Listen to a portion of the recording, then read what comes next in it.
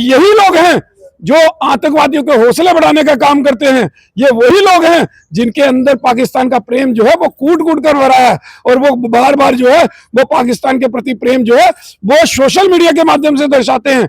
जिस प्रकार की कल की घटना है, एक वीडियो कितनी ही वायरल हो रही है उस लड़की की। भाई, जब पाकिस्तान का झंडा रोड के ऊपर लगा तो उसको क्या दिक्कत थी? किस लिए उसको उखाड़ने का काम किया? अगर नेशनल चैनल इसके ऊपर चला रहे हैं तो देखिए, बिना सत्यता के कोई खबर जो है इतनी बड़ी खबर नहीं चलाएगा। इसके मतलब कुछ ना कुछ सत्य है, तो ये खबर चल रही है, कहीं ना कहीं अंदरूनी हवा निकली है। हर किसी को एक ही चश्मे से देखा जाएगा क्या? जिसकी दाढ़ी होगी, जिसके सर पे टोपी होगी, उसको आतंकवाद से जोड़ा जाएगा? राष्ट्रीय बजरंग दल के स्टेट अध्यक्ष राकेश बजरंगी जी हमारे साथ मौजूद हैं। बात करेंगे, राकेश जी कैसे देखते हैं जम्मू कश्मीर के जो हालात बने हुए हैं, खासकर पुंछ डिस्ट्रिक्ट में जो लोगों को निशाना बनाया जा रहा है पाकिस्तान कायर आतंकवादियों के द्वारा, और जिस तरह से गोलाबारी की जा रही है, इतना डैमेज जो है पुंछ में हुआ, कैसे देखते हैं? देखिए, एक चीज मैं कहना चाहता हूं कि जब जब पाकिस्तान की आर्मी जो है, जो पाकिस्तान की आर्मी है, जब वो भारतीय सेना से नहीं लड़ पाती है तो वो सिविलियन को टारगेट करती है। ये हमेशा उनका काम रहा है कि इंडियन आर्मी को दबाने के लिए वो सिविलियन को टारगेट करने का काम करती है। वही उन्होंने पुंछ के अंदर किया है, और हमारी भारतीय सेना ने इनकी वो तबाही की है। चाहे वो कल का कराची के अंदर जो ब्लास्ट है देखा आपने कि धुआं धुआं कर दिया, पूरे पाकिस्तान के अंदर धुआं धुआं हो चुका है, और वो किसी प्रकार से भी वो सामना नहीं कर पा रहा। लेकिन वो निर्दोष निहत्थे लोगों के ऊपर जो है वो टारगेट उनको कर रहा है। आपको पता है कि पुंछ के अंदर गुरुद्वारे के ऊपर, लोगों के घरों के ऊपर जिस प्रकार से उसने फायरिंग की है, वो सीधे सीधे एक कायरतापूर्ण हरकत जो है वो पाकिस्तान की है, और पाकिस्तान की पूरे विश्व के अंदर वो मिट्टी विलीन हो रही है कि वो भारतीय सेना से लड़ नहीं सकता, इसलिए वो सिविलियन को टारगेट करने का काम कर रहा है। राकेश जी, अभी भी कुछ लोगों का जो है ना, ये प्रेम भाव जो है ना, वो उस ओर बढ़ जाता है। जिस तरह से आपने देखा होगा पिछले दिनों यहाँ पे एक झंडे को लेकर के, जो पाकिस्तान का झंडा, जो एक रोष गुस्सा दिखाने के लिए जो यहाँ पे लोगों ने उसको रोडों पे जो है लगाया था, तो उस पे मतलब उसको निकाल करके उसको यहाँ तक कहा गया कि उसको चूमा गया, या और कुछ स्लोगन्स वगैरह लगाए गए, और कुछ सोशल मीडिया पे भी पोस्टें शेयर की इस सिंदूर जो ऑपरेशन चलाया गया, इसके प्रति भी कुछ लोगों के द्वारा ऐसे आपत्तिजनक जो है कुछ पोस्ट डाली गई। देखिए, कई लोग जो हैं, जो देश के गद्दार हैं, वो कई तो सामने आ रहे हैं, कई छुप के बैठे हैं। ये ऐसे लोग हैं जो कभी देश के साथ खड़े नहीं हो सकते, ना भारतीय सेना के साथ और ना ही हमारे देश के केंद्र सरकार के साथ। वो खाते तो हिंदुस्तान का है, रहते हिंदुस्तान के अंदर हैं, नौकरियां हिंदुस्तान के अंदर चाहिए, हर फैसिलिटी जो है वो हिंदुस्तान से चाहिए, लेकिन गुणगान उन्होंने पाकिस्तान के करने हैं। ऐसे देश के गद्दारों को चिन्हित करके या तो पाकिस्तान भेज देना चाहिए या जेल की सलाखों के पीछे रखना चाहिए, क्योंकि यही लोग हैं जो आतंकवादियों के हौसले बढ़ाने का काम करते हैं। ये वही लोग हैं जिनके अंदर पाकिस्तान का प्रेम जो है वो कूट कूट कर भरा है, और वो बार बार जो है वो पाकिस्तान के प्रति प्रेम जो है वो सोशल मीडिया के माध्यम से दर्शाते हैं। जिस प्रकार की कल की घटना है, एक वीडियो कितनी ही वायरल हो रही है उस लड़की की। भाई, जब पाकिस्तान का झंडा रोड के ऊपर लगा तो उसको क्या दिक्कत थी? किस लिए उसको उखाड़ने का काम किया? इस प्रकार की ये पहली घटना नहीं, इससे पहले कर्नाटका के अंदर सामने आई, और भी कई प्रदेशों के अंदर ये चीजें सामने आई। जब लोग बोलने लगते हैं तो महिलाएं जो है वो निकलती हैं, और महिलाओं को आगे की क्या? देखिए, इस घटना से तो मुझे सीधा सीधा लगता है कि कहीं ना कहीं सिचुएशन को जो है वो खराब करने की जो है एक साजिश थी, और कहीं ना कहीं देखिए एक सब वहां दोनों कम्युनिटियां एक साथ रहती है, हो सकता है कि सिचुएशन को खराब करने के लिए, आपसी जो है वो लड़ाई लगवाने के लिए इस प्रकार की सिचुएशन जो है वो क्रिएट की गई। जांच होनी चाहिए थी। हमने मांग की कि देखिए, कल सुबह से एक ऑर्डर जो है वो सामने आया था कि स्कूल कॉलेज बंद होंगे, तो स्कूल की ड्रेस में वो कैसे थी? जबकि 11:30 बजे का टाइम था, 11:15 का, तो वो कहाँ के कौन थी? वो स्कूल ड्रेस में कैसे थी? उसकी जांच होनी चाहिए थी ना, आधार कार्ड उसका चेक होना चाहिए था। तो ये चीजें हमने जो कल भी मांग की, पुलिस के सामने ही तो ये सब कुछ हो रहा था। देखिए, पुलिस के जो लोगों ने पकड़ के पुलिस के हवाले किया वहां पर, तो पुलिस ने उसको छोड़ दिया कि एक स्कूल की छात्रा है, ये समझ के उन्होंने छोड़ दिया। लेकिन ऐसे लोगों को छोड़ा नहीं जाना चाहिए, जांच होनी चाहिए।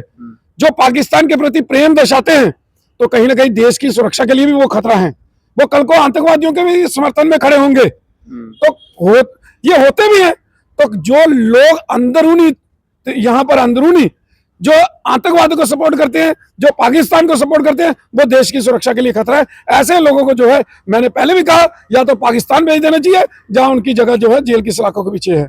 इस सारे में आप बीजेपी का क्या रोल समझते हैं? अभी आपने देखा होगा कुछ दिन पहले ही बीजेपी सड़कों पे थी, डीसी ऑफिस में जाकर के मेमोरेंडम दिया जा रहा था, जिसमें एमएलए तो थे ही थे, एमपीज भी उसमें शामिल थे।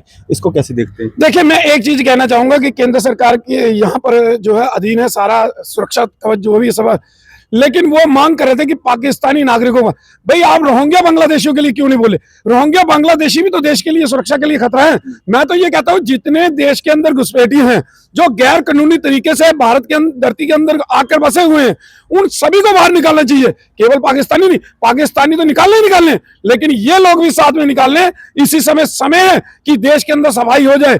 अभी तो चिन्हित हुआ ना, कितने लोग जो है वो पाकिस्तान में, शादियां तो हिंदुस्तान में की, कईयों ने पाकिस्तान में की, लेकिन बच्चे जो है उनके जो है वो हिंदुस्तान के अंदर, और वो सारा जो है जितनी स्कीमें हैं वो हिंदुस्तान से ले रहे हैं। तो ऐसे लोग जो हैं वो देश के लिए खतरा होंगे। देखिए, पाकिस्तान को कंट्रोल कौन करता है? आईएसआई। अगर कोई वहां से शादी करके उसके पाकिस्तान प्रेम जो है वो खत्म हो जाएगा क्या? आईएसआई किसी भी तरीके से भारत के अंदर खलल डाल सकता है। इसलिए ऐसे लोगों को के ऊपर बिल्कुल यकीन नहीं किया जाना चाहिए। जो पाकिस्तान के नागरिक है, जो बांग्लादेश के नागरिक है, जो म्यांमार के नागरिक है, इनको तुरंत जो है देश से बाहर निकाल देना चाहिए। यह मैं कहना चाहता हूं।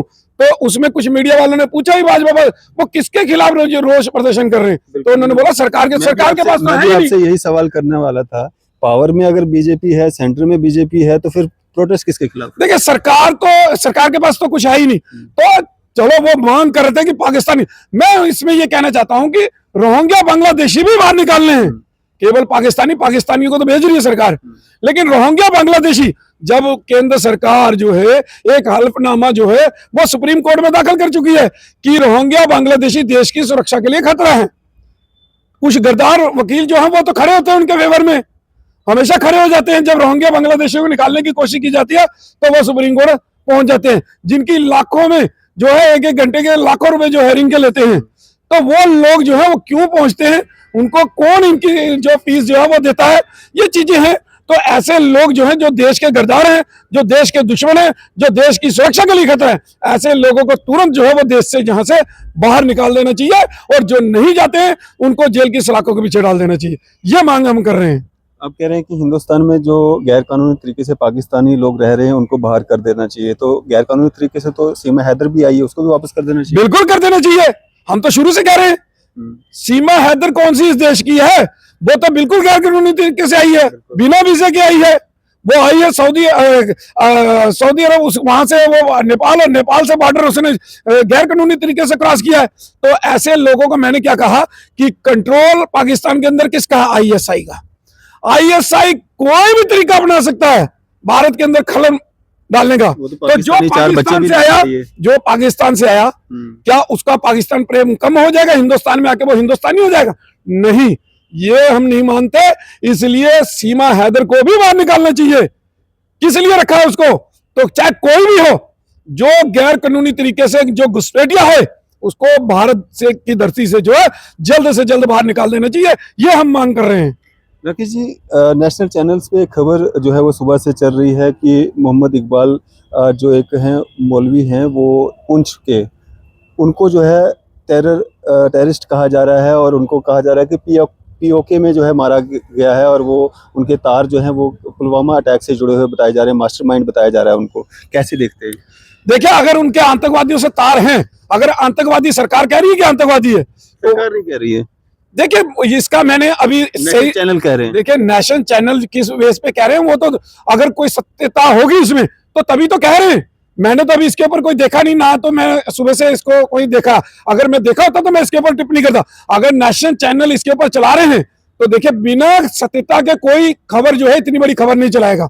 इसके मतलब कुछ ना कुछ सत्य है, तो ये खबर चल रही है, कहीं ना कहीं अंदरूनी हवा निकली है, तो ये चीजें सामने आ रही हैं।